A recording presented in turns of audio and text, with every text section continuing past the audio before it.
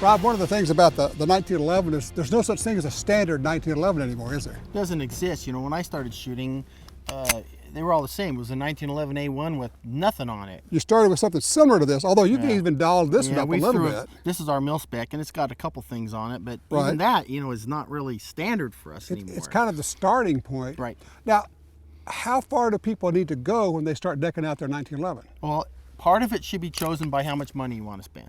Always. And if you have a lot of money to spend, you don't necessarily need to spend that, because you can get to a point where you get the features that you want and the features that you need. So where do you go? Well, that's the mil spec. The next version up we call our loaded package. Well, this version's stainless steel, and the loaded package denotes a certain, let's call it a spec level. Like, you know, different truck, you have an SL, an SLT, or an XLT. Right, you get the leather seats, you get the whatever. So you got different features on here that are not on here. That's correct, and they're consistent throughout our loaded package. And what that gets you basically, Tom, is you're getting a dovetail front sight, either an adjustable rear sight or a Novak style fixed rear sight, both which are big upgrades. Sure. But the big things are going to be the ambidextrous safety. Right. Okay. It's going to have the big beaver tail with the memory groove on it. Explain why that's important and what it gets for you. Well, one of the very first things we did when we started developing 1911s for competition was get tired of the thing biting us all the time. Right, right. Two elements. One, when you're drawing the gun, your hand comes down onto it.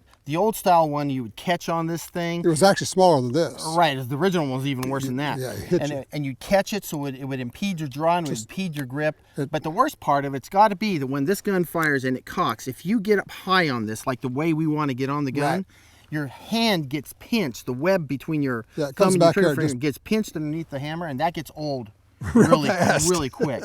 So all the loaded packages have that. Okay, that's the big beaver tail on here. Right, big beaver tail, just like the ones we put on the competition gun. And it helps you get a good grip. Right, it really speeds up the draw because your hand is coming onto it. You can miss the draw by a lot more, and it guides your hand onto it. That's its biggest advantage. And it spreads the recoil out a little bit and is a little more comfortable when you're shooting. Of course, the Ambi Safety is for the people that are left-handed. Right. Or when you're shooting a match where you got to go to the weak side. Right, we have a lot of stages where you have to pick the gun up weak hand, and you're either going to have to go this way if you're going to do it, or you can come over and just do it left-handed. So that's a big feature that finally 100 and some odd years later, we accept that there are people who are left-handed out there. But one of the features you can't see until you rack the slide. You got the full-length guide rod. Correct. Also part of that package is the extended guide rod. Now, mechanically, it keeps the spring in line.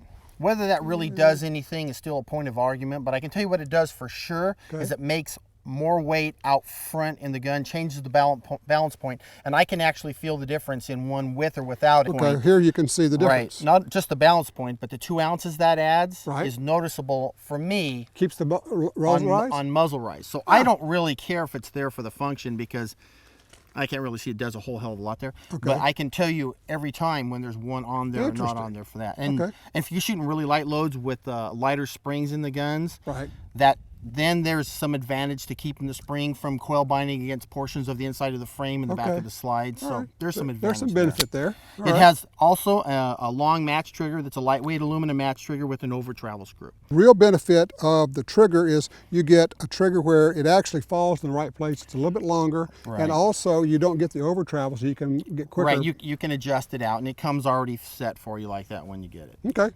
so how's it shoot? Shoots pretty darn good. How do you shoot? I don't know. Let's find out. Okay. Wind's coming from the right. You better allow for that. Yeah, I'm going to hold for that a little bit. Yeah, all right. I would. You ready?